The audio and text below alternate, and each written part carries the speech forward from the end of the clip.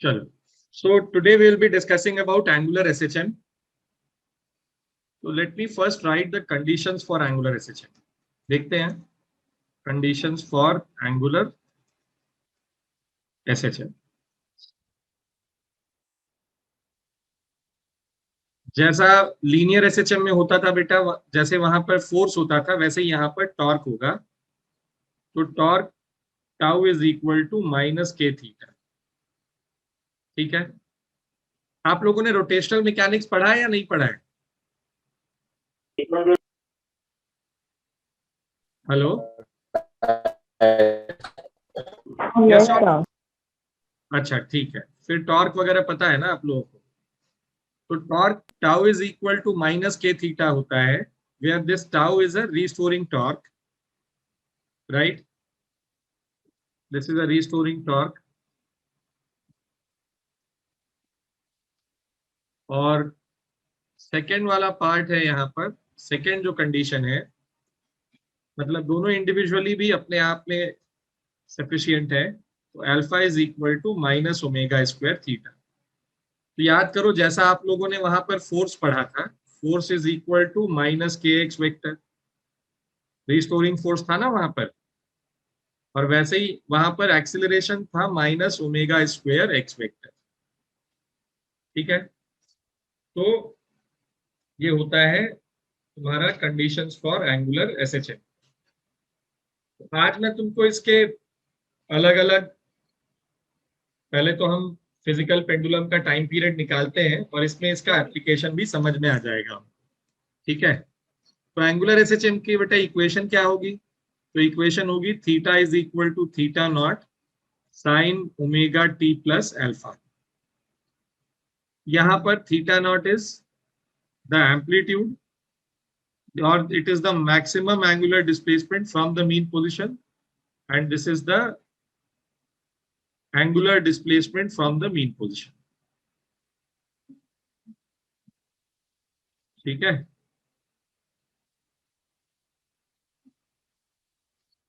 तो बाकी सारा डेटा जो है वो वही है जो पुराना था. ठीक है, time, angular frequency, alpha is, या यहाँ पे डेल्टा डेल्टा लिख लो इसको, फेज कांस्टेंट. ठीक है, अब देखो आज का जो डिस्कशन है हमारा, it is all based on time period of, it is based on to find time period of simple, sorry, of physical pendulums. इसमें इसमें सबसे पहले फिजिकल पेंडुलम क्या होता है ये समझने की कोशिश करो.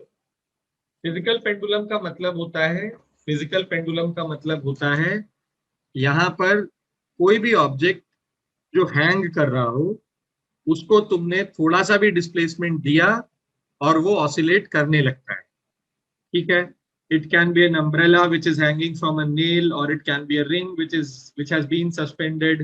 ठीक है, it can be the physical pendulum जो तुम अभी लैब में पेंडुलम देखता हो ना तुम लोग, 2 पाई रूट एल जी जिसका टाइम पीरियड निकाला था तुम लोगों ने, वो भी एक फिजिकल पेंडुलम है. ये भी एक फिजिकल पेंडुलम है.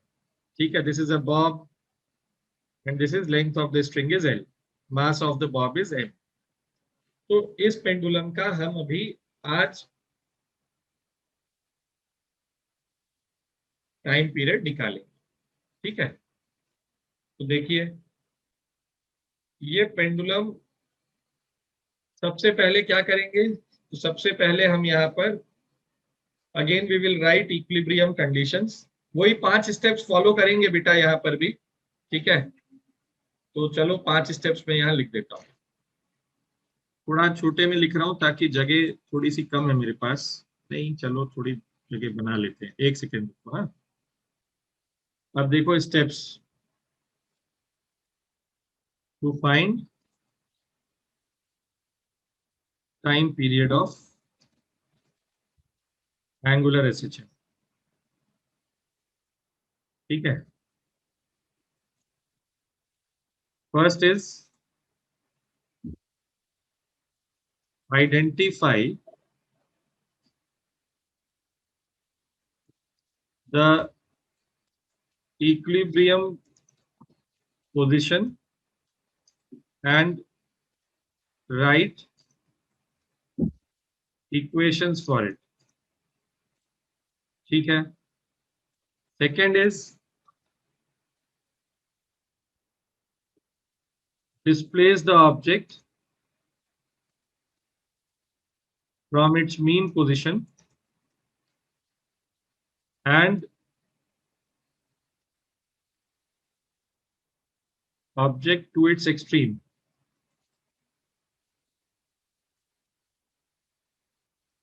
From its mean position and find and release it. ठीक है. Third, between mean and extreme,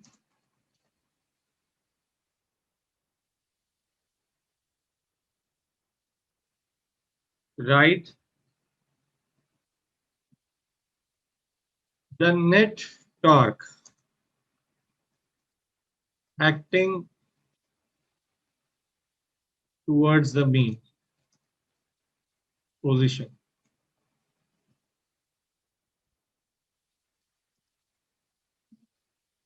Try to write this torque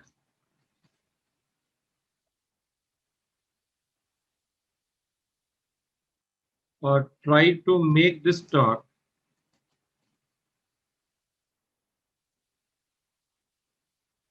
directly proportional to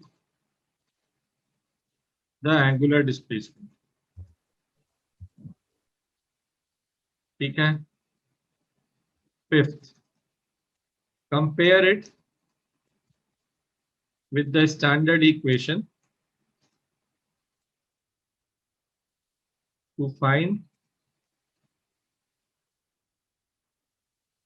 angular frequency and hence time period. ठीक है. बेटा एक काम करो, ये जो जो लिखा है ना मैंने, इसको एक बार पढ़ लो सब. बेटा ये पूरा एक बार पढ़ लो प्लीज, और पढ़ के हो जाए तो चैट विंडो पे लिखो यस डन. चलो भाई, 5 लोगों ने तो कह दिया, 2 ने कह दिया, 3 ने लिख दिया है, और बाकी कोई? How many kids are here? 58. अरे भाई 58 में अबे आधे तो लिखो बे. क्या बच्चे तुम लोग यार, थोड़ा एंथु लाओ बे जीवन में अपने. पढ़ लिया हो तो लिखो फटाफट. चलो ठीक है, मतलब काफी ठीक ठाक लोगों को समझ में आया है ना. ये देखो, ये वैसे ये स्टेप्स है बेटा जैसे पहले तुमने पढ़ा है, लीनियर एसएचएम में पढ़ा था ना हम लोगों ने, उसी टाइप के स्टेप्स है. बस इसको तुम्हें ध्यान से एक बार अब एंगुलर मोशन में अप्लाई करने की जरूरत है. तो क्या क्या होगा देखते जाओ. हमने इसको यहां तक पहले डिस्प्लेस कर दिया. ठीक है, ये आ गया यहां पर. अब क्या देखना है हमें? Between mean and extreme. तो बिटवीन मीन एंड एक्सट्रीम का मतलब हुआ ये वाली जगह. इस पॉइंट पे मुझे इसके ऊपर नेट टॉर्क देखना है. तो टॉर्क देखने के लिए सबसे पहले मुझे क्या बनाना पड़ेगा? एक मिनट. हाँ, तो ये यहां से चलाया था हमने, इसको भी हटा दें यहाँ से. ओके, तो मीन था. तो हाँ, पहले तो मीन पोजीशन के लिए मुझे इक्वेशंस लिखनी है ना. देखो, identify the equilibrium position and right equations for it. ठीक. तो भाई इक्विलिब्रियम पोजीशन तो ये है हमारी, ये वाली. यहां पर mg नीचे की ओर और टेंशन टी ऊपर की ओर. यह है इसका पॉइंट ऑफ सस्पेंशन. बेटा तुम्हें यहां पर नेट टॉर्क लिखना है इसके ऊपर, अबाउट ओ. मतलब फर्स्ट पॉइंट क्या है? ये ऑब्जेक्ट ऑसिलेट कर रहा है about O. The object is oscillating about O, right? The axis of rotation is passing through this point O. तो you have to write tension का और mg का टॉर्क अबाउट ओ. तो टॉर्क क्या होता है? तो टॉर्क मैं तुम्हें याद दिला देता हूं. टॉर्क होता है R cross F. where what is r vector, where what is r vector, so r is position vector of the point of application of force with respect to the point about which, ठीक है, तो ये normal reaction हो गया। तो देखो यहाँ 3 point बनाए हैं मैंने, ए सी और ये बी है बॉटम, ठीक है। ये जो कैपिटल एफ फोर्स है ये ए पे लग रहा है, इसका पॉइंट ऑफ एप्लीकेशन ए है, ठीक। नॉर्मल रिएक्शन का पॉइंट ऑफ एप्लीकेशन बी है और एफ जी का पॉइंट ऑफ एप्लीकेशन सी है, ठीक है। इसीलिए फ्री बॉडी डायग्राम ढंग से बनाना जरूरी होता है बच्चों, ठीक। तो एम जी का जो पॉइंट ऑफ एप्लीकेशन है वो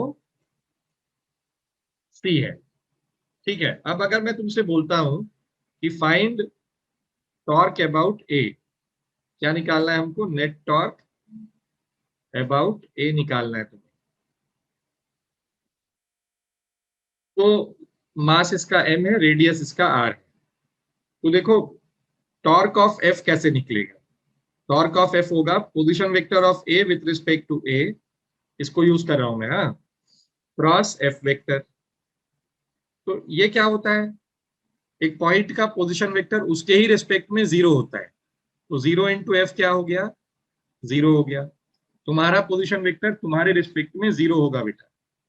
फिर टॉर्क ऑफ सी क्या होगा? टॉर्क ऑफ सी क्या होगा?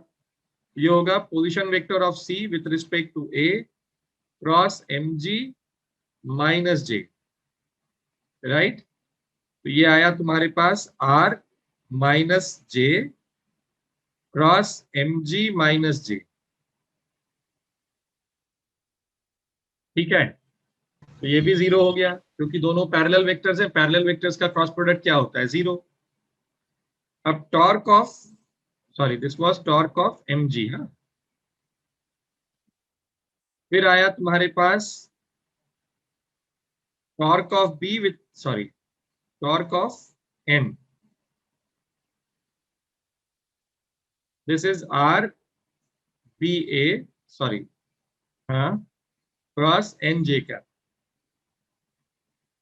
आर बी ए क्या होगा बेटा? आर बी ए होगा 2r minus J cross N J का। ये दोनों का टॉर्क भी देखो, ये एंटी पैरेलल है, 180 डिग्री का एंगल है, साइन 180 डिग्री क्या होता है? 0, तो ये भी 0 हो गया। ऐसे हम इंडिविजुअल फोर्सेस का टॉर्क निकाला हमने, और नेट टॉर्क क्या हो गया? सबका सम, तो 0 का सम क्या हो गया? 0 हो गया। ये बताओ, ये जो प्रोसेस मैंने अभी तुम्हें सिखाया, ये तुमको समझ आ रहा है क्या हो रहा है यहाँ? फिर मैं तुम्हें इसका शॉर्टकट भी सिखाऊंगा, बट अभी ये समझ आया या नहीं है? Sir please repeat. हाँ हाँ, वापस समझाइए ना प्लीज। कुछ नहीं समझा? नहीं सर। अच्छा एक सेकंड, अभी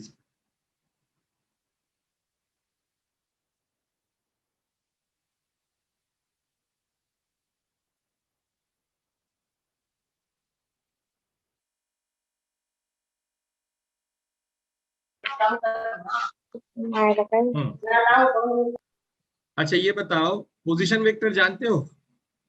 क्या नाम है बेटा तुम्हारा?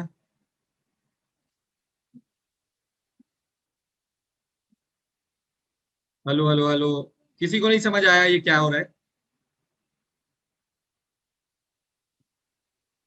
सर वो बताइए ना आपने, R with respect position vector कैसे विथ लिखा है? रिस्को। अच्छा देखो, नहीं सर, वो तुम्हारी टॉर्क आवाज नहीं आ नेट रही है। अबाउट ए के नीचे का सेकंड। तुम टाइप कर सकते हो क्या? मैसेज टाइप कर सकते हो क्या? तेरी आवाज क्लियर नहीं आ रही है।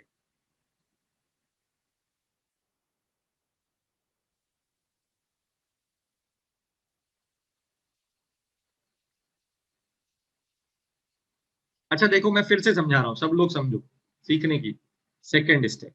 अच्छा देखो, पहले तो ये समझो पोजीशन वेक्टर क्या होता है। चलो आओ,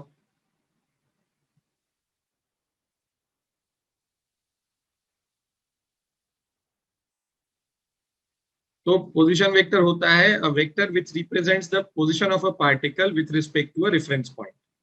तो सपोज करो ये पार्टिकल ए है और ये ओ है, तो ए का पोजीशन वेक्टर ओ के रिस्पेक्ट में कैसे लिखते हैं? तो ओ पे ये वेक्टर ऐसे ज्वाइन किया straight line, head of the vector is pointing at A and tail of the vector is at O. तो ये टेल ऑफ द वेक्टर हुआ रेफरेंस पॉइंट पे, O is the reference point, और किस object का तुम position vector लिख रहे हो? ए का लिख रहे हो, तो ये ऑब्जेक्ट हो गया, head of the vector is pointing towards it. नाम क्या दोगे इसका? इसका नाम होगा R A O. Reference point हमेशा बाद में आता है, जो ऑब्जेक्ट जिसका पोजीशन वेक्टर लिखना है वो पहले आता है। इसको रीड कैसे करोगे? इसको रीड करोगे position vector of A with respect to O. ये समझ में आया है तो please type yes in the comment window.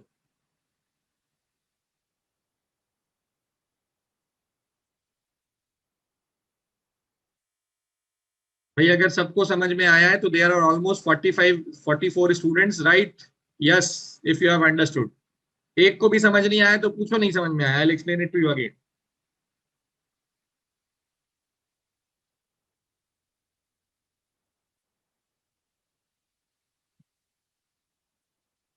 चलो गुड। अब बच्चों तुमने मुझसे पूछा ये, अब देखो पॉइंट एफ का, ये फोर्स एफ का पॉइंट ऑफ एप्लीकेशन क्या है बेटा? ए है। तो ए का पोजीशन वेक्टर ए के रिस्पेक्ट में, किसके रिस्पेक्ट में टॉर्क निकालना था मुझे? ए के रिस्पेक्ट में। R is position vector of point of application of force with respect to the point about which torque is calculated. So it is R A with respect to A cross F vector. अब बताओ इसकी value 0 होगी या नहीं होगी? जो जिसने सवाल पूछा था, क्या नाम है बेटा तुम्हारा जिसने क्वेश्चन पूछा था मुझसे? दिनेश चौधरी। दिनेश, अब समझ आया बेटा क्यों 0 है ये? हाँ सर। ठीक है। अब mg के लिए देखो, mg का पॉइंट ऑफ एप्लीकेशन c है, तो पोजीशन वेक्टर ऑफ c लिखना है मुझे, position vector of c with respect to a। तो ये वेक्टर कहाँ जा रहा है? इसका मैग्नीट्यूड है r और ये जा रहा है माइनस जे की तरफ, नेगेटिव y की तरफ। ये देखो मैंने लिखा है इसको, क्रॉस mg माइनस जे, ये दोनों के बीच का angle 0 degrees, cross product of parallel vectors is 0।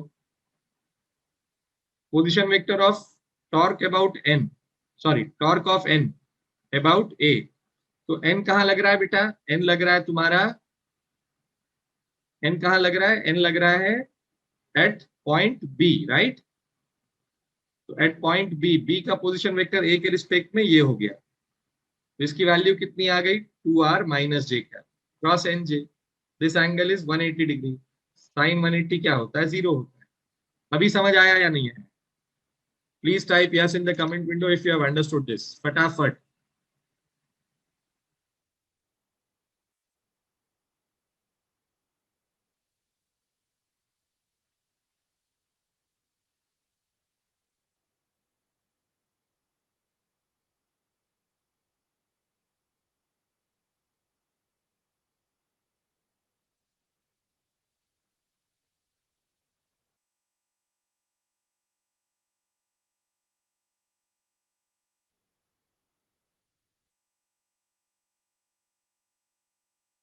चलो गुड।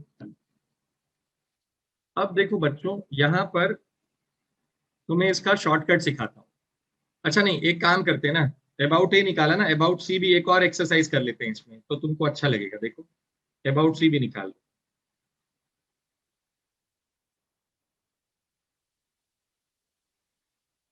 आप लोग सब करो तो मैं आपको 2 मिनट देता हूं, ये एनोटेशंस बंद करो भाई। यहाँ क्यों लिख रहा है भाई? कॉपी नहीं तेरे पास? कौन लिख रहा है ये?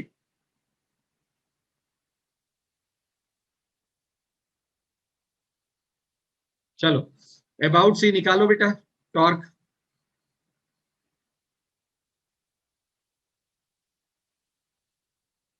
तुम ना किसी एक फोर्स का निकालो, चलो torque of F about C निकाल के बताओ मेरे को जल्दी से। I am giving you 1 minute to do it quickly.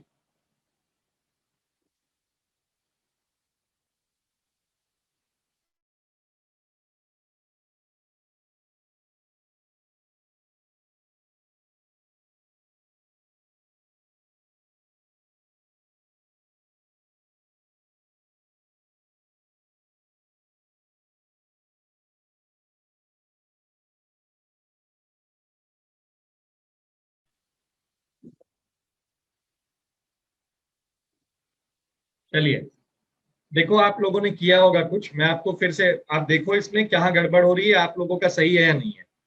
तो बेटा point of application of F क्या है, ए है। तो ए का पोजीशन वेक्टर किसके रिस्पेक्ट में चाहिए, मुझे कैलकुलेट करना है सी के रिस्पेक्ट में। तो ये हो गया position vector of A with respect to C, ठीक है। और इसकी वैल्यू क्या होगी, आर प्लस जे कैप। तो ये आ गया R J cap cross F, कहाँ जा रहा है, आई कैप की तरफ। तो ये हो गया हमारा आर एफ। जे क्रॉस आई होता है बच्चों माइनस के, ठीक है।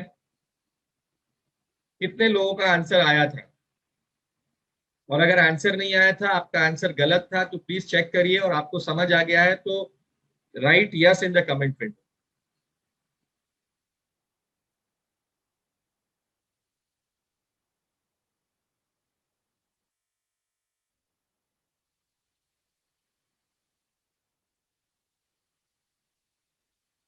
किसी को समझ नहीं आया,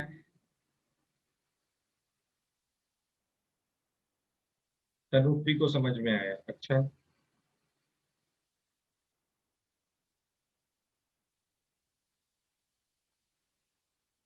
गुड।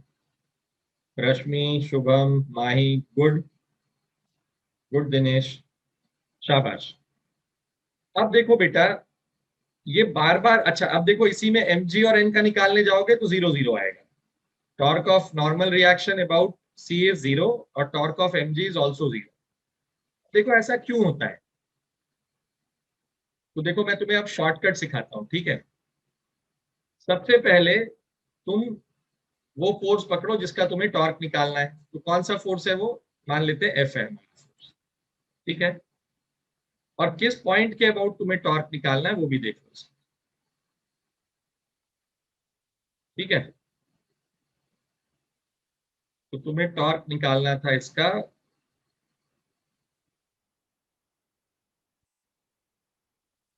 सी के अबाउट, ठीक। इस फोर्स का लाइन ऑफ एक्शन देखो, लाइन ऑफ एक्शन का मतलब होता है इस, ये फोर्स जिस लाइन पे लग रहा है उस लाइन को एक्सटेंड कर दो। तो this red line is representing the line of action of force. क्या नाम है इसका, line of action of force. अब इस लाइन ऑफ एक्शन का जिस पॉइंट से आपको टॉर्क निकालना है वहां से परपेंडिकुलर ड्रॉप करिए। तो ये परपेंडिकुलर हो गया, तो ये आ गया आर, और ये आ गया एफ, तो दे ही रखा है। तो टॉर्क का मैग्नीट्यूड क्या होगा, टॉर्क का मैग्नीट्यूड होगा परपेंडिकुलर डिस्टेंस इनटू फोर्स। और ये कहाँ जाएगा, तो इसको आप क्या करो, आप इसको सी के अबाउट पिवट कर दो। पिवट करने का मतलब होता है बेटा, it can rotate about, this object can rotate about C. तो when you pull it along F, जब आप इसको एफ के अलोंग पुल करोगे तो it will rotate in clockwise sense, right. So what you do is you rotate your right hand palm fingers in the sense of rotation of the object. So in this case, rotate it clockwise. The thumb points into the plane, right? और अगर ये x Y plane था जो screen है तुम्हारा, तो thumb कहाँ जा रहा है, माइनस के में जा रहा है, इसलिए आप इसको माइनस के लिख सकते हो। तो ये टॉर्क आया। ये एक छोटा मेथड होता है बिना वेक्टर लिखे हुए, ठीक है। मैं फिर से देखो तुमको अब समझाने की कोशिश करता हूँ, किसका, mg का टॉर्क। बेटा mg जो है उसका लाइन ऑफ एक्शन ये है, इसको जब आप एक्सटेंड करोगे इसके लाइन ऑफ एक्शन को, तो देखो ये कहां से जा रहा है, ये उस पॉइंट सी को कट करके जा रहा है कि नहीं जा रहा है, जा रहा है ना, पॉइंट सी पे ही था इनफैक्ट mg। तो when the line of action, when I am writing it here, when the line of action of the force passes through the point about which torque is calculated, is to be calculated, then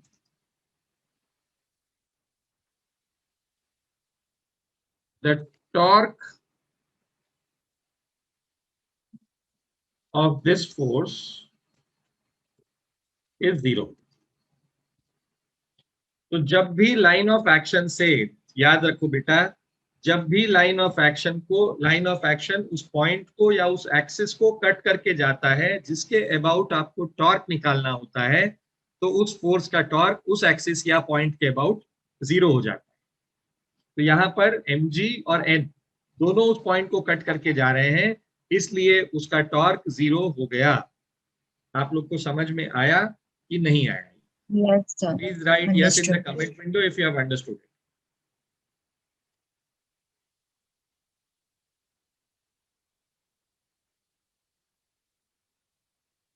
Thank you, Vedshri. Good. Dinesh.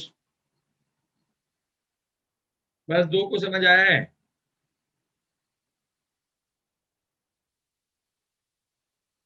Good, Shubham. Rashmi, Harshal.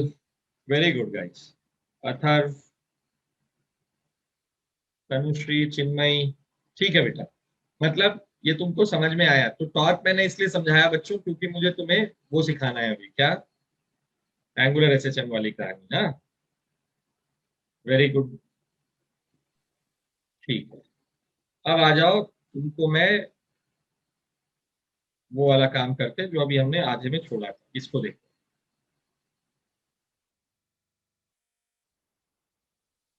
देखिए यहां पर हम क्या कर रहे थे, identify the equilibrium position and right equations for it. ठीक, तो ये इसका इक्विलिब्रियम पोजीशन था। यहां पर mg आएगा और यहां टेंशन T आएगा। ठीक है, तो इन दोनों का टॉर्क अबाउट O क्या हो गया? इन दोनों का torque about O।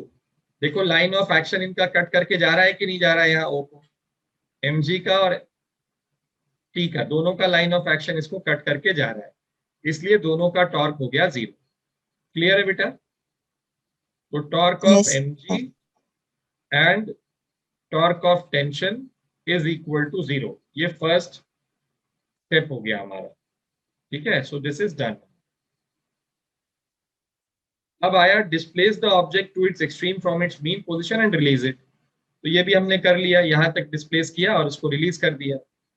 Between mean and extreme right the net torque acting towards the mean position. अब देखो ये क्या, तो एक फोर्स यहां लग रहा है और एक फोर्स यहां लग रहा है। ये टेंशन है और ये mg है। ये जो एंगल है बच्चों, ये छोटा सा एंगल थीटा है। Again what will be the tension, what will be the torque of tension? The torque of tension about O is, the torque of tension about O is 0, right? देखो tension उसी को cut करके जा रहा है ना, उस पॉइंट को।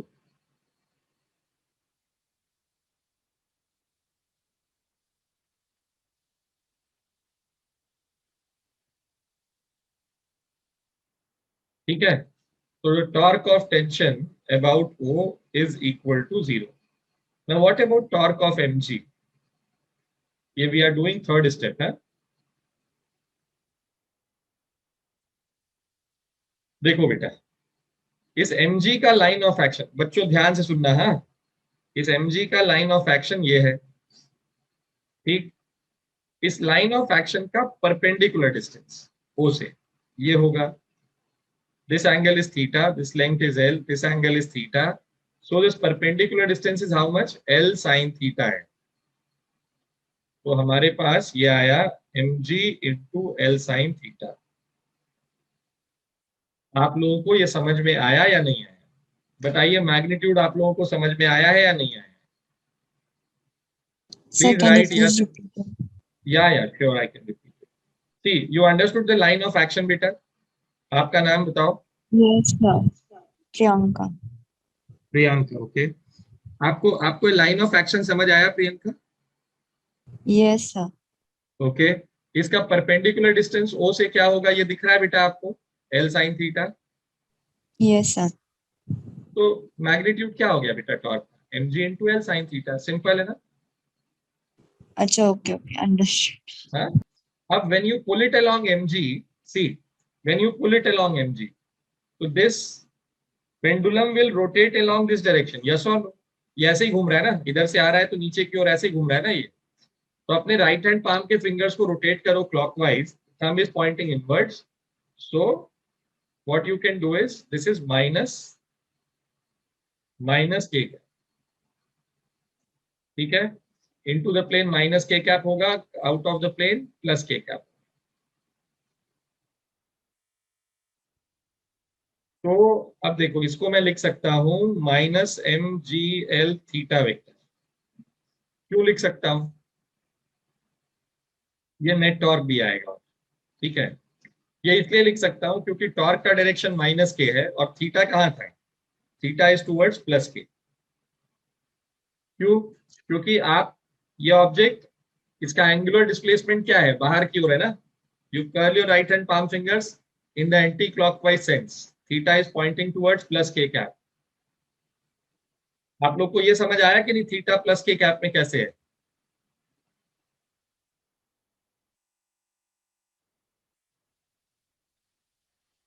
फिर से समझाऊं?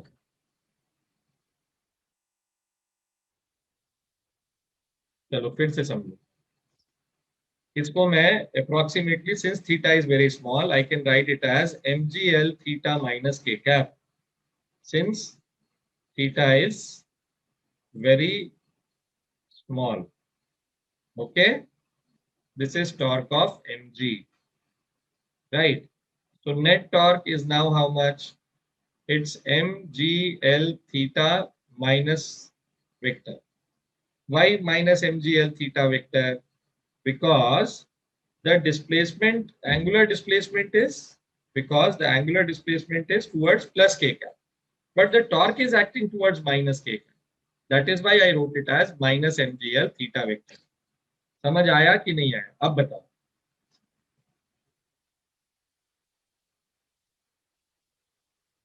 अरे बच्चों हाँ ना लिखो भाई, और नहीं आया तो बोलो नहीं आया। जीवन, चिन्मयी, हर्षल, हेमंत, तनुश्री, मीरा, रश्मि, माही।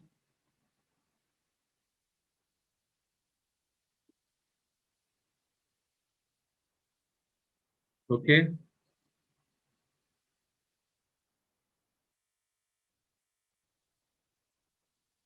एक बार पढ़ लो इसको। Take 2 minutes time, just go through it once. If you have any doubts please ask. I am giving you 1 minute to go through it. करो, पढ़ो। Hope all of you understood it. अब देखो इसके आगे क्या होगा। जब टॉर्क निकाल लिया ना तुमने, तो अब इसको आई अल्फा से इक्वेट करो। Where what is I? I is moment of inertia, ठीक है। किसका moment of inertia? Of the object जो ऑसिलेट कर रहा है। किसके about? About the axis passing through the point of suspension. Suspension मतलब जिसके अबाउट वो हैंग कर रहा है, ठीक है। तो आई एक्चुअली मैं टाइप कर देता हूँ, तुम इसको पढ़ो जब तक मैं टाइप करता हूँ। This is moment of inertia, this is moment of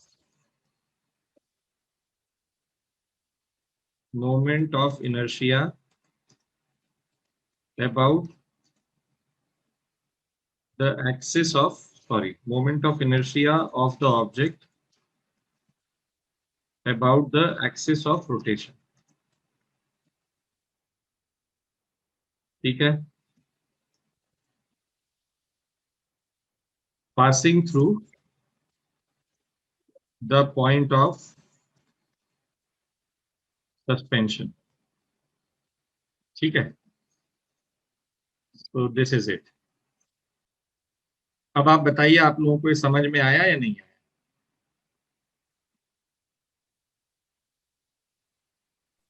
sir फिर से ज्वाइन करना है लिंक से? नहीं नहीं, अभी कुछ नहीं बेटा, खत्म हो जाएगा लेक्चर तुम्हारा, चिंता मत करो। अभी है 10 मिनट अपने पास।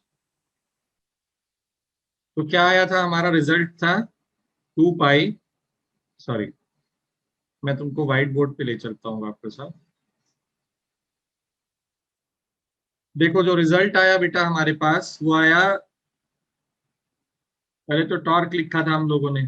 टॉर्क क्या था हमारे पास, mg minus mgl theta vector. इसको इक्वेट किया हमने आई अल्फा से, अल्फा की value I minus mgl theta vector upon I. ठीक है, इसको अब हम कंपेयर करेंगे स्टैंडर्ड इक्वेशन से। वो स्टैंडर्ड इक्वेशन क्या है, minus omega square theta. Omega क्या आया, ओमेगा आया root of mgl upon I. ठीक, तो टाइम पीरियड क्या आएगा, टाइम पीरियड आएगा 2 pi root of I upon mgl। ठीक, ये आ गया तुम्हारे पास time period.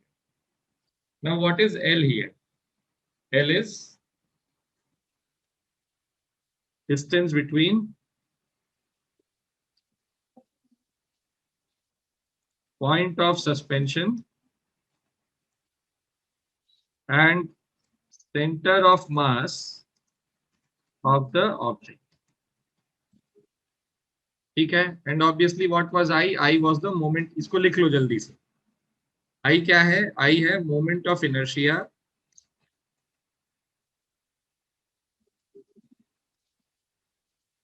Of the oscillating body about the axis, about an axis passing through the point of suspension। ठीक है, तो ये होता है बेटा फिजिकल पेंडुलम का टाइम पीरियड। ठीक है, इसको एक बार पढ़ लो, 10-15 सेकंड एक बार पढ़ो, अगर कोई डाउट है तो पूछो। चलो, तो अब इसका एप्लीकेशन देखो, एक छोटा सा देखो, ये एक रॉड है और इसको मैंने हैंग किया यहाँ पर। ठीक है, और ये इसका पॉइंट ऑफ सस्पेंशन है, इसका ये टॉप मोस्ट पॉइंट। ठीक, रॉड का मास है m और लेंथ है l। अब इसको मैंने थोड़ा सा डिस्प्लेस कर दिया और ये ऑसिलेट कर रहा है। तो अब मुझे टाइम पीरियड ऑफ ऑसिलेशन निकालना है, तो 2 पाई अंडर रूट ऑफ आई। आई किसके अबाउट चाहिए बेटा, पॉइंट ऑफ, ये पॉइंट ए है, ये पॉइंट बी है, तो मुझे मोमेंट ऑफ इनर्शिया चाहिए रॉड का ए के अबाउट। तो मोमेंट ऑफ इनर्शिया रॉड का होता है ml स्क्वायर बाई 3। ये पता है या नहीं पता है सबको, हेलो? प्लीज राइट यस और नो, अगर समझ पता है तो। नहीं पता है तो देखो जाके, ml square by 3 upon mg l by 2।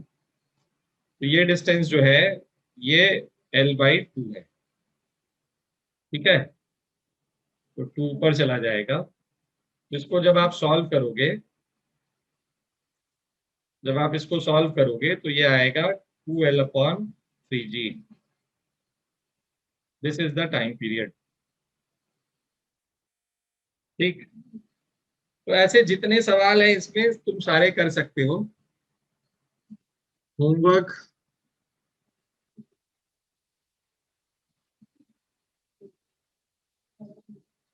ठीक है, अब रुको जरा, मैं तुमको होमवर्क दे दूं थोड़ा सा। नेक्स्ट क्लास में हम सब्सक्रिप्शंस की बात उसकी करेंगे, सॉरी सुपर पोजिशंस की बात करेंगे हम। आप लोग क्या करना, आप लोग इसमें से देखो, HCV में से। बाकी तुम अपने 12th की बुक सॉल्व कर सकते हो। हाँ, अगर HSC है तुम्हारे पास तो HSC की टेक्स्ट बुक है, तो 12th में HSC ऑसिलेशंस है, उसको तुम सॉल्व करना शुरू कर सकते हो। डू दिस 48, 49, 50, 51, 52, ठीक है, 43, 44,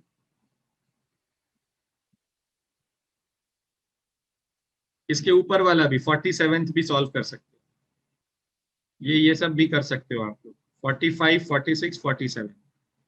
तो ये 43 से लेके 52 तक ये तुम्हारा नया होमवर्क है, और पुराना जो करना था वो तो करना ही था, ठीक है।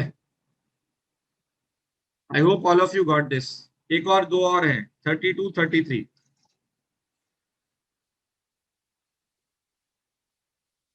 Please do it and we will meet in the next session. Any doubts? Homework note किया सबने? ऑन करो माइक और बोलो बेटा, होमवर्क सबने नोट किया या नहीं किया? Yes, sir. Yes.